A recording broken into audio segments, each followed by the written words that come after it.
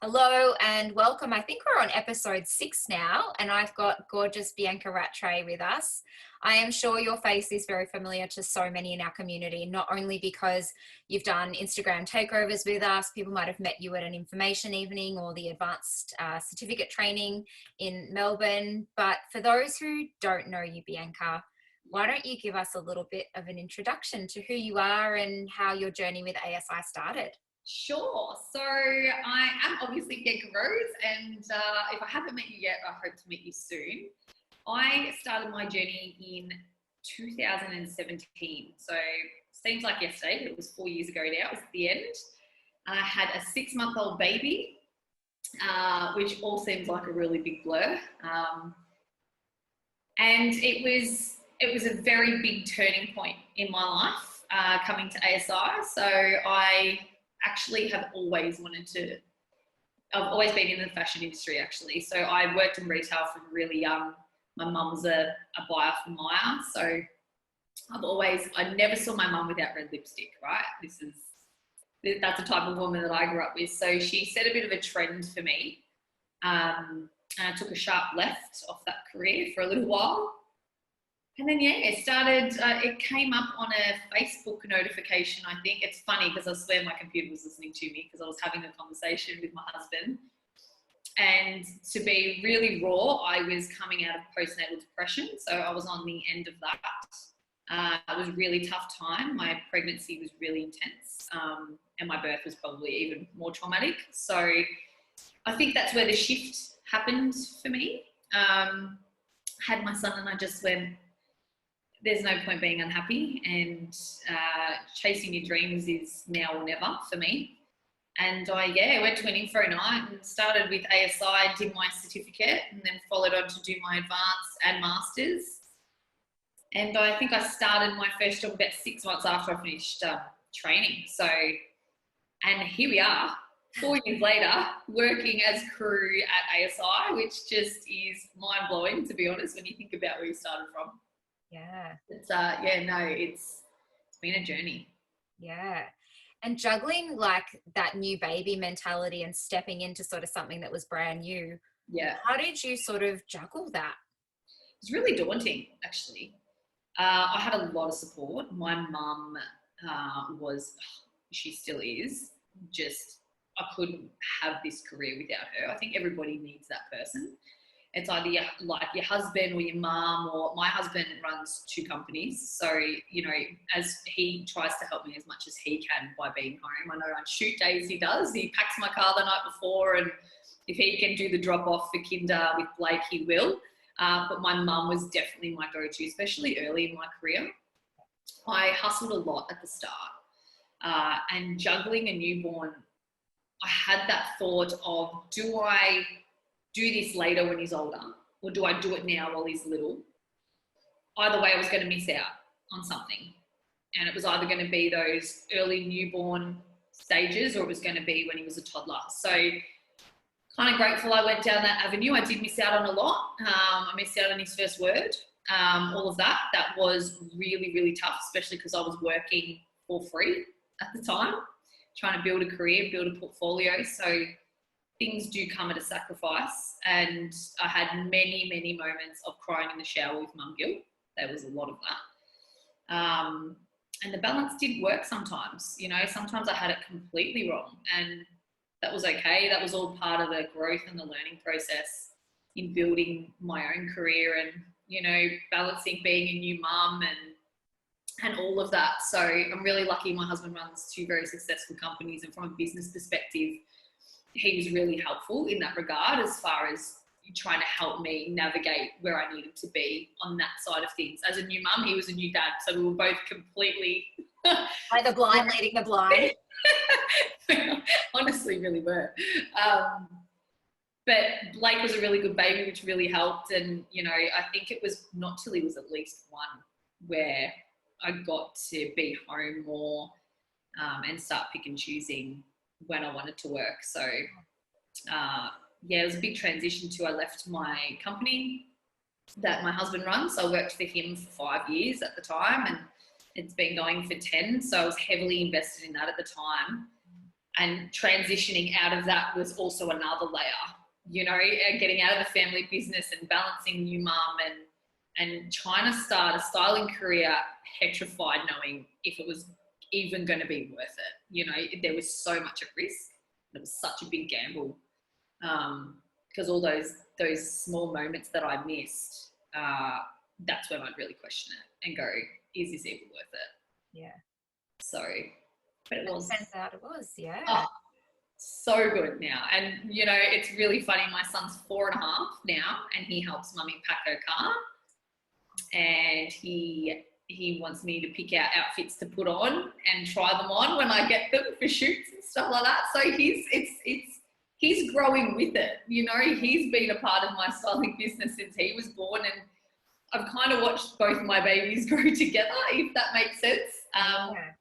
Which is great, and it shows a little bit of a softer side for my little boy who, you know, his dad's a brawn and heavy in construction. So, and now my son's wearing black nail polish to kinder. So, all for it.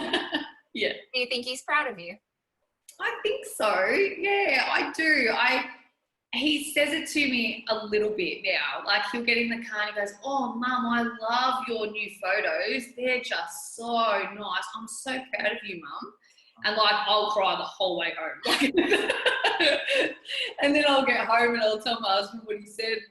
And he's just like, it's just mind blowing that he picks up on things like that. You know, I took him into a Novo store when I did my first campaign. And I go, "That's Mummy's work. Mummy, that's why Mummy leaves you and goes and, you know, does things." And he goes, "Oh, wow, she's beautiful." Like, it's a very different world, and introducing him to a creative side is really important for me. I want him to be able to have that freedom of choice. Myself and Kane started our careers as, like, we kind of were pushed in a certain direction very early on. Yeah. And I definitely wanted to give my son that freedom and that option. So that was actually a very big drive for me to kickstart this too. Yeah. You know, Mum does work in the family business, but Mum's also a boss bitch on her own. So, yeah. And, you know, I want him to be raised that women hold their own. And, you know, dynamics are changing, and Dad cooks dinner and Dad cleans the house and Mum's at work, and Mum's, you know, can be a breadwinner too. So, yeah, that was a big deal for me with that. Oh, he's just the cutest. Like, when I see him on socials and stuff. It's really funny. And these little costumes, and love him. He loves a good dress up. He loves nail polish. He's very, now because he's at kinder, he does the whole, that's for girls and that's for boys, because he's in a very boys boy group at kinder apparently. Yeah. Which we knew was going to happen. But we really emphasise that there's no gender specific. If he wants to play with a Barbie, I'll go buy him a Barbie. So and the nail polish, you know, all of that kind of stuff. It's just having that freedom to figure out who you are. He's 4 years old. Play. So, yeah. Absolutely. Yeah. I know that, like, through, because I've obviously had a lot of conversations with you over the past couple of years and stuff, but despite COVID, I guess, starting a new business, there's always challenges and roadblocks and times where you might be like, this is just too hard and maybe it's time to step away.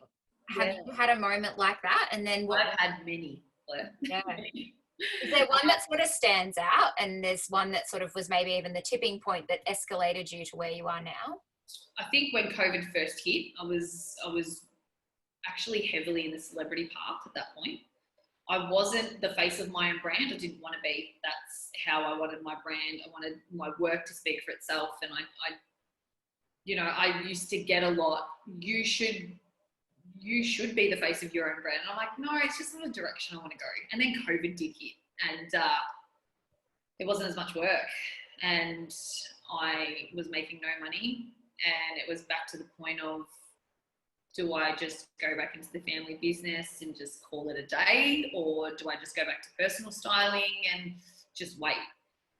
And I just thought, do you know what? I have worked my ass off for the last 2 years now to build such a great database and such great relationships with brands and all of these things. Like, reach out. And even if it's free work, you're sitting at home, get their latest collection, shoot some of their stuff, advertise these brands in a way where, you know, it even helps you build your own platform.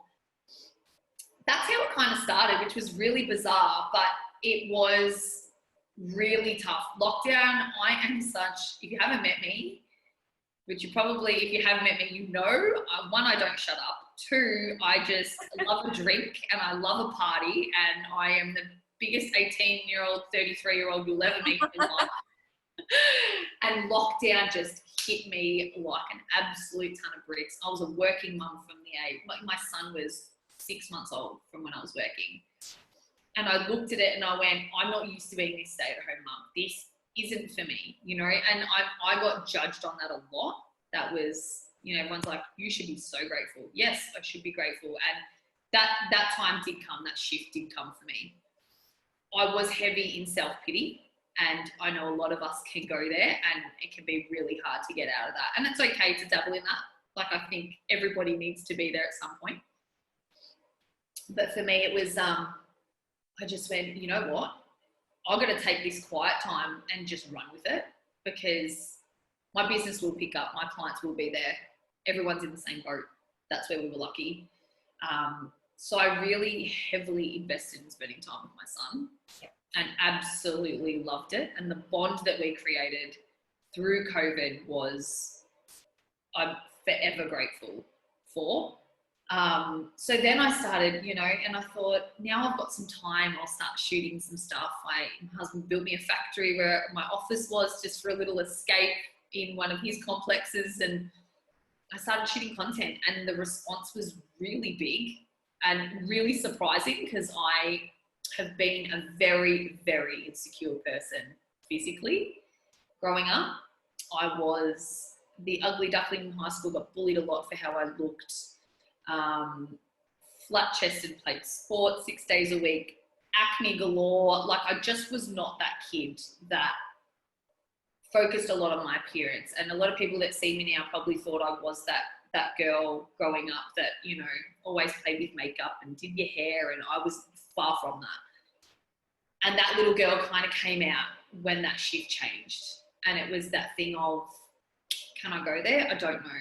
Am I going to post this on social media and get absolute blasting and go, who do you think you are, to be trying to, you know, perceive to be someone you're not? But I just thought, you know what, now's the time to play. Let's dabble in it and have a go. And it took my business to a completely new level. So I thank COVID for that. I really do, as much as COVID's had its hardships in so many other aspects. So my brand took a turn and, you know, hit new marks, and then bang, COVID hit again. And it was just, do you know what? I think not this lockdown, the lockdown before hit me probably the hardest. Really, really struggled. I'd prepped for nearly 4 photo shoots. I'd outlaid thousands of dollars, all expecting that money to come back in the next 2 weeks. And we went into snap lockdown. It was called within like 3 hours, and we went to shooting 3 days in a row. And I just went, you have got to be effing kidding me. Like, I can't do this again. I'm not doing this again. I'm so done with this shit. Time to throw it in. Again, went back there. You know, you go back to that self-pity part, and my husband just goes, what are you doing? Like, did you really bust your ass all this time for you just to throw your hands in the air and go, I'm not doing this anymore? I said, yeah, I am. I'm not doing it anymore. And I was like, you know, having my moment on the couch and being a real stubborn asshole. And then he goes, no, right, we're going to change it. Let's change it. Let's contact everyone that you need to, you know, do all your returns. I'll help you with that. Let's just get some stuff done. And it was different.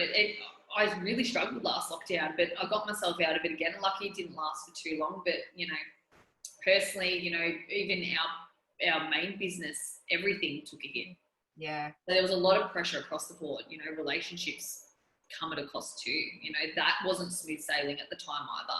Yeah. You know, so just to be real, I'm sure there's a lot of people that go when it rains, it pours, and that's what it felt like for me in that last lockdown. In the last 12 months, it was really intense, and there was a lot of really could have taken a sharp left off the West Gate, like as in, Yeah. you know, and just let everything go, or it was worth fighting for.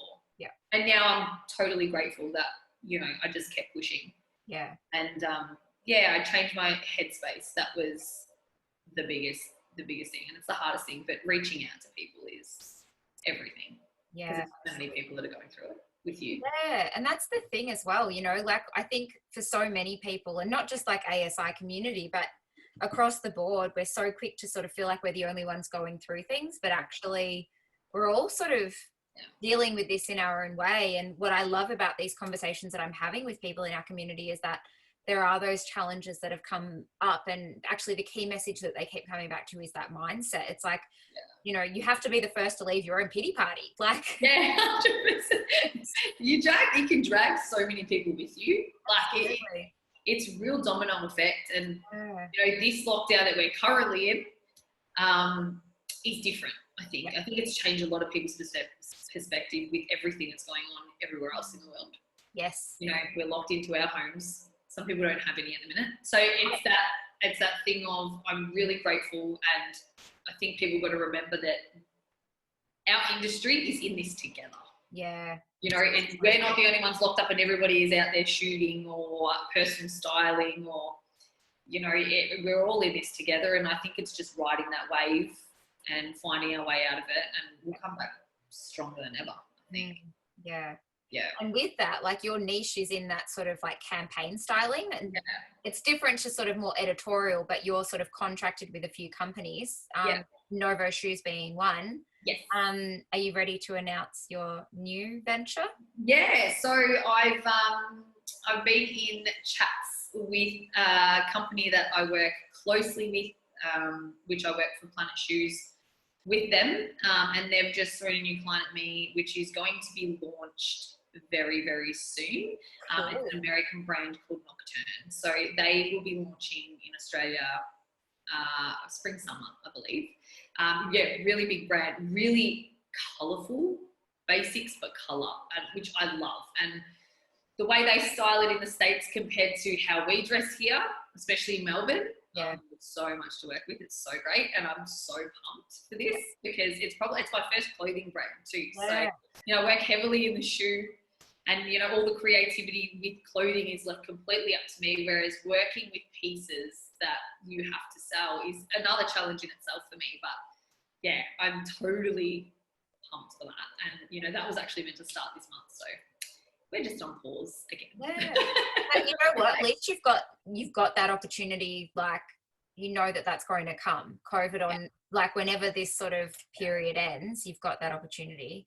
Yeah. That's amazing. What do you love about photo shoots? Oh,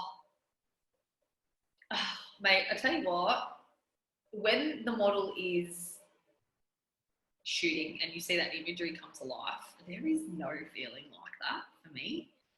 I love to build relationships, especially with models. Yes. It's a very, very tough industry.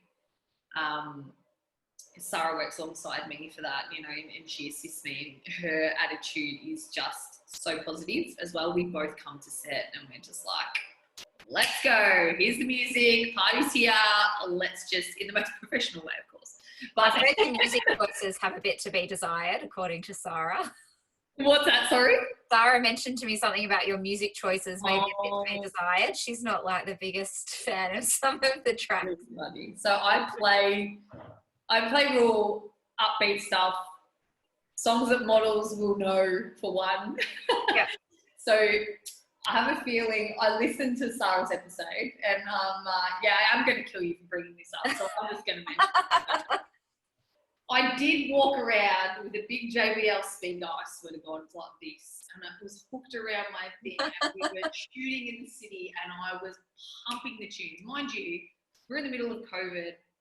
Last lockdown's just finished.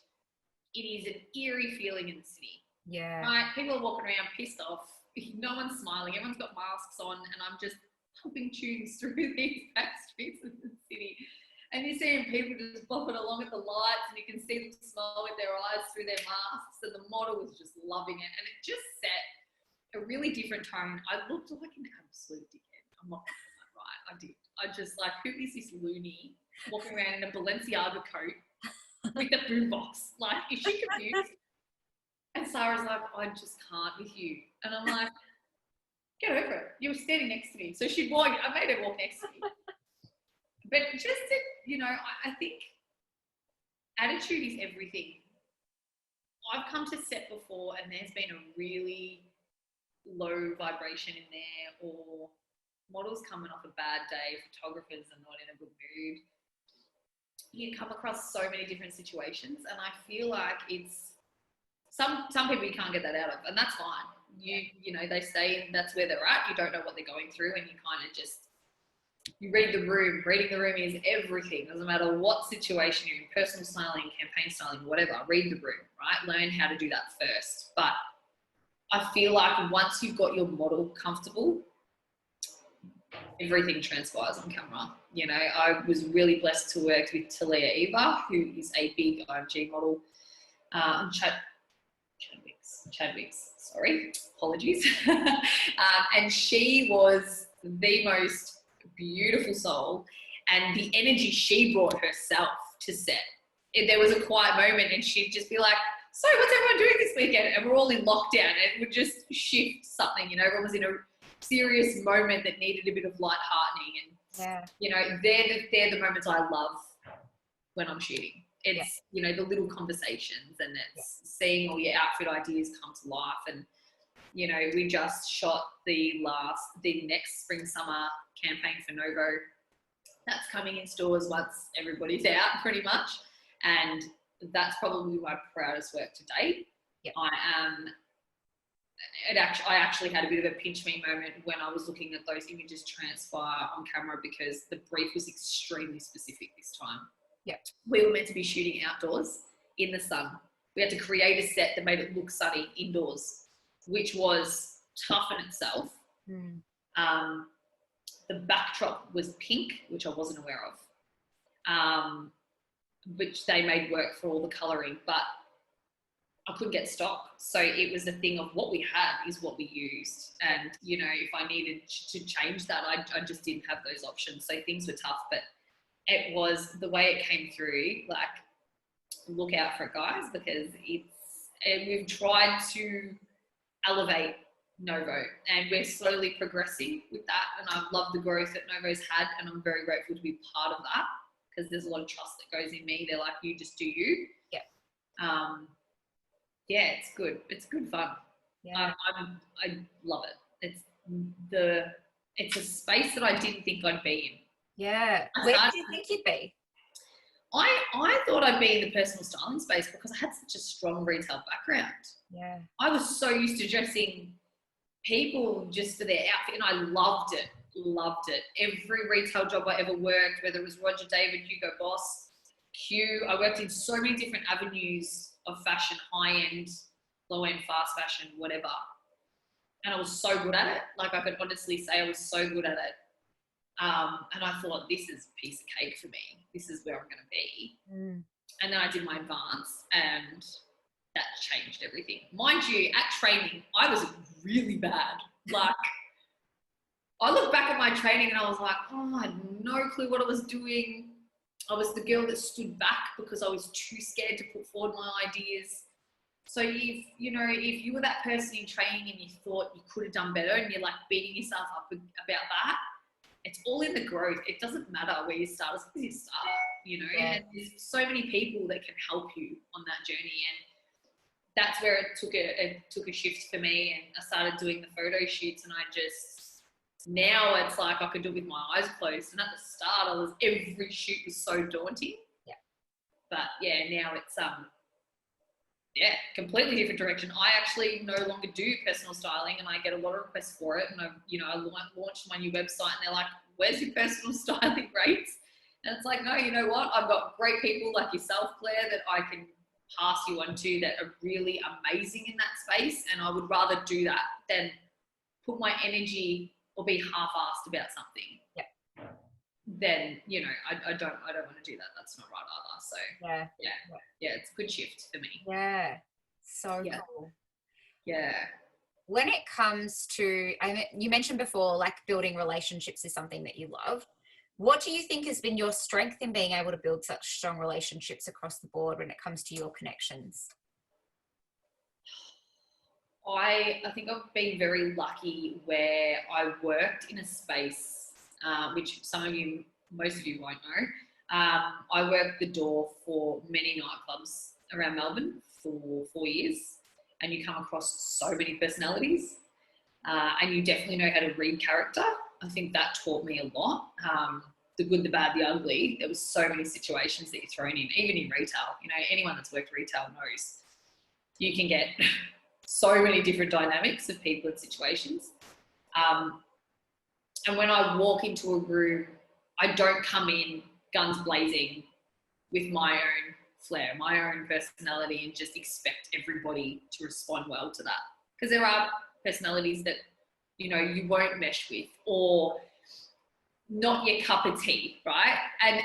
But you still got to be professional and work together and respect each other in your craft. And I think that's really important. It might not be someone you go out for drinks with, might not be your kind of person, but creatively, you guys work amazing together. Yeah. And I think it's having that respect in that avenue of, you know what, you're a pain in the ass, but Jesus Christ, you're like the most amazing hairdresser or makeup artist, or, you know, it's separating the two. I think that's really important when managing relationships and building relationships. Yeah. And there'll be a lot of people that will surprise you. You may not like them straight off the bat, and they might grow on you, and you might end up having this most amazing relationship. You know, I can call her one of my close friends now. You know, Sheree Collier is one of the most underrated makeup and hair artists. You know, she's done Oprah, and she's done some big time stuff, and she works for Channel 10 and Project and all that kind of thing. And I met her on a shoot with Novo, and now we're kind of like these people that it's like, if you don't have a stylist, I've got one. If you don't have a makeup artist, I've got one. You know, you build those connections and you build those networks, and that's also how you get jobs. Yes. You know, a lot of my jobs have come from word of mouth, yes, from photographers or hair and makeup. Or even if you've got a stylist for this one, here's my girlfriend. She's really great. We've worked together, or, you know, I've worked with Bianca before. She's totally your energy, or your, you know, that kind of thing. And yeah, I think it's being open. You really need to be open. Yeah. And receptive. Yeah. Would you say, like, because I worked in retail as well for like 11 years, and it was interesting being in like the visual merchandising aspect, where I would travel around to lots of different stores, and it's amazing how many people I came across who knew someone who I knew or had worked with that person, you know, years before even, and how even though there's so many opportunities, the actual like community is quite small, would you say? Yeah. And I think it's the thing of, you know, be kind to everyone, because you don't know who knows who. Yeah. You know, there's been so many situations where I really could have flown off the handle, and I probably had every reason to in a situation, and, you know, you handle it in a different manner, and then before you know it, you're sitting at the same table at a wedding. Like, you just don't know who you come across, or who they know, or who they're connected to. And I think that's another thing that people definitely need to take into their craft is, if someone else is bad mouthing somebody, stay out of it. Don't give your opinion. Don't nod. Just go, okay, moving on. Like, change the conversation. Don't get stuck in that. And I feel like that's because, you know, I know a few people that's actually really shifted their career in a really terrible direction. And it might even just be by affiliation. May not have even said anything, you know, and it's knowing how to remove yourself from those spaces too, because in the campaign side of things too, and especially the celebrity and influencer world, my Lord, that everybody talks, and most of the time it's not nice things. Everyone will start off with the negative stuff and not so much the positive. And it's trying not to get immersed in that. You know, you might just be trying to keep your client happy and agree and just go, yeah. And you don't really mean it. So it's just, yeah, hold your own. I think that's a big deal. So yeah, for sure. Yeah. Love that. Looking forward, what does success look like for you, and how do you actually measure success for yourself? when you first asked that question and I heard it on your conversation with Sarah, I was like, I've never asked myself that question, right? And it took me nearly a day to figure out an answer because I was just like, oh my God, what if someone asks me that question? I don't know how to answer that. Here we are. Here we are. Success to me is being able to work in my craft and my passion and having the flexibility and the freedom to balance both my son, my family, and have a successful career. Yep. Like that's success to me. Success to me is just having that balance. And it is so hard to get that. Nearly there. We're nearly there. But yeah, where I see myself, I'm kind of like Aaron mentioned too, where you have lists of goals and tick them off. I also have that. And I write them in a little notebook. And one of my goals, which I wanted a 5-year goal, and now 4 years in, and I've ticked that off, which is great, is being able to pick and choose my own work, paid work, like, you know, and name my rate, which is mind-blowing considering when I first started, I didn't see my worth. And I know a lot of new stylists will feel the same, too afraid to charge a certain amount, being knocked back or being ghosted with responses with all of that. Yeah, and I think it's just building that strength and that trust in yourself to back yourself and build that career to where you're like, you know what? Yeah, we can work together, but this is when I can do it, which is so nice to be able to do that. And that's, you know, oh, I'm sorry, I can't do that day because I'm taking my son to the zoo. Like, even though to some people that might not be a priority, for me it is.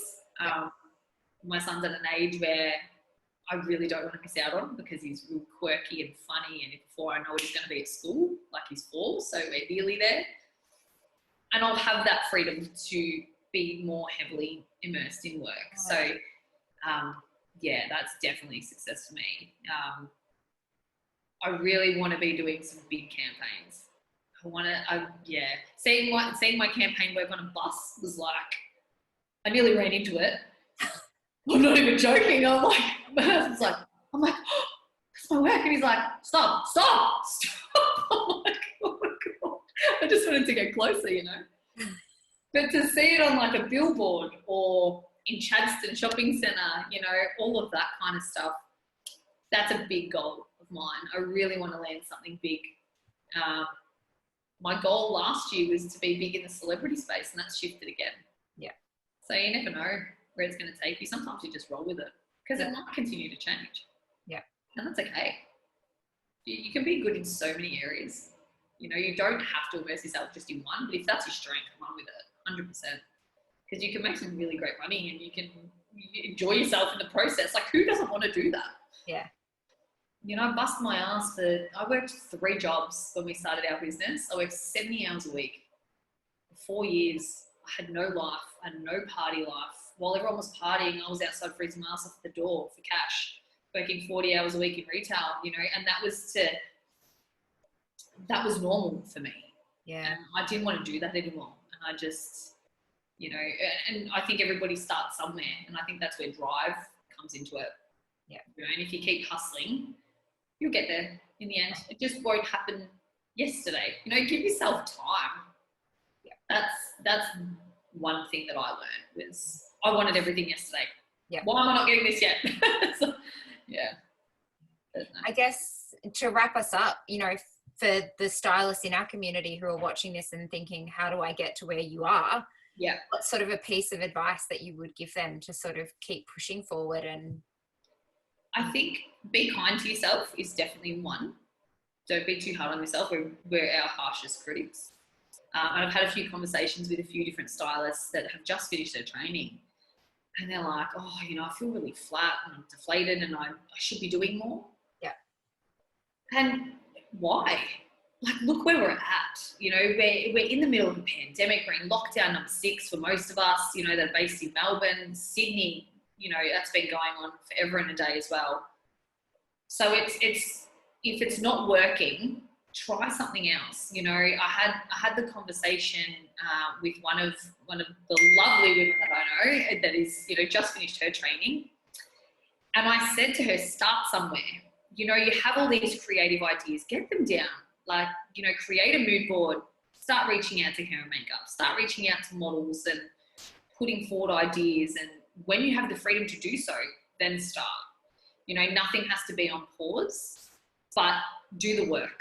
Like, that is everything. Do the work. I didn't get handouts. No one deserves handouts. You know, if you get help along the way, that's great. And, you know, some people know people in the industry, which gets them there in. Amazing for you. Some of us don't have that luxury. So it's make those connections and create your own networks, and you'll be very, very surprised how receptive people are. You know, don't be scared to reach out to the big designer. You might get a no. Is that the worst that happens? You might get a yes. You know, the biggest piece of advice I ever got was a problem shared is a problem halved. You know, and it's something I really, really live by. And if you're something that you're stuck on, share it with someone else. And, you know, they might give you the smallest bit of insight to try something different and just give it a go. But yeah, I'm an open book. So if anybody wants to reach out to me, and, you know, I've had plenty of students that have, and I'm here for you. Like, we've all been there, but just keep putting in the work. Don't stop. Yeah. Just do something small. Yeah. That's definitely something that I love about you in our community, is that you are always so willing to give so much of yourself. And, you know, I know so many of our stylists have assisted you on your campaign shoots and other shoots that you've worked on. And I mean, you only have to watch even just Sarah and Carly, and, you know, I know that you assisted Aaron to give him some advice to land his Tony Bianco gig. And yeah, you know what, people who meet you, Bianca, always say how positive you are, how inspiring you are, and just how you are so willing to be able to support people in our industry. And I just think that's such a beautiful trait to have, because there is that misconception that in this space, yeah, it's like dog eat dog almost. yeah. And, that made me cry, so thanks for that. you're welcome. But it's true, you know, like, and, you know, in my role, I talk to so many of our stylists in the community, and the feedback about you is always that. And you. I am just really grateful that we could have this opportunity to chat today, especially for the students who are interstate and haven't had the opportunity to meet you yet. I think this will really be something great for them as well, to sort of, hear your story and know the face behind a few more Instagram takeovers that I'm sure you're on your I will be taking over. I've chatted to the team. I'm going to take over for a Novo shoot, which is going to be really fun. And give you guys a bit of an insight of how chaotic it can be. And there'll be ASI students on that too, which will be really good too.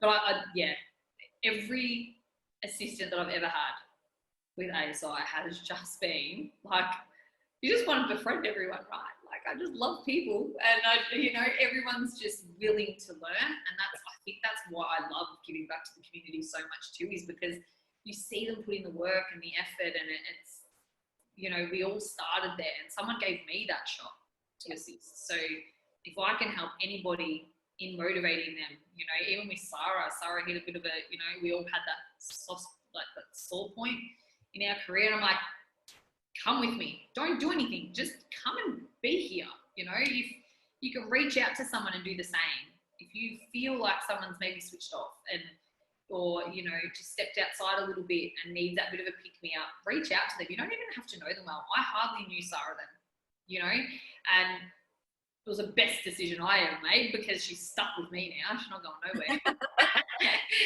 But I think it's really important to back each other, especially now. Yeah, for sure.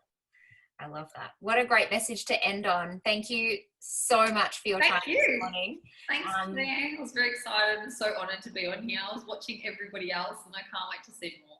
Yeah, right. There's lots more to come, so I'm excited to share them with the community as well. Love it. Thanks. Thanks. Bye. Bye.